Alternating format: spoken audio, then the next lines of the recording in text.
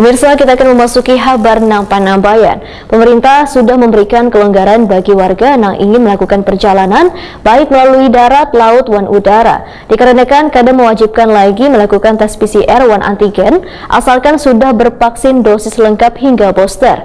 Adanya peraturan baru ini menjadi kabar baik lantaran bisa melakukan pemulihan perekonomian yang selawas ini terpuruk hampir 2 tahun. Pemerintah sudah memberikan kelonggaran bagi warga yang ingin melakukan perjalanan baik melalui darat, laut, dan udara.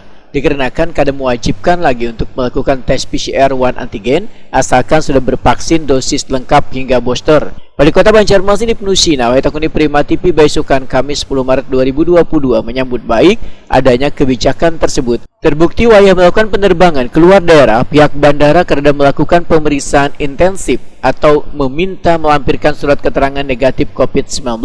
Namun hanya diminta mengaktifkan aplikasi Peduli Lindungi, yaitu untuk mengetahui bila penumpang sudah melakukan lengkap hingga booster. Menurut Ibnu Sina, adanya peraturan baru ini menjadi kabar baik lantaran bisa melakukan pemulihan perekonomian yang selawas ini terpuruk hampir 2 tahun. Ibnu Sina berharap pemerintah bisa melakukan langkah ke depannya dalam mengambil keputusan untuk menetapkan Indonesia sebagai endemi.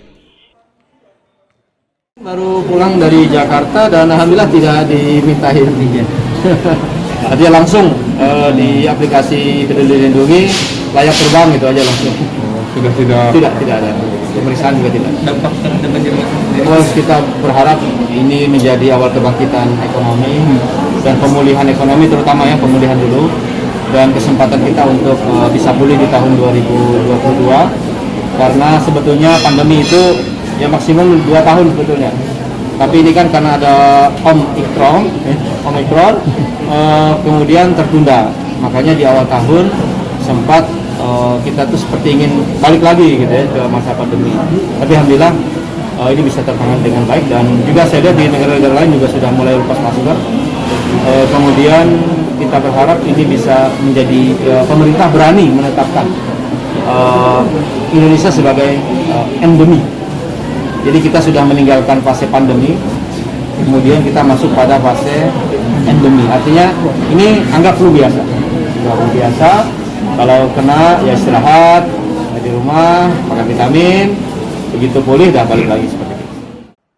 Ibnu Sina menambahkan, pencapaian vaksinasi secara umum di Banjarmasin sudah mencapai 86%, namun untuk vaksinasi lansia masih terus digalakkan untuk mencapai target 70%.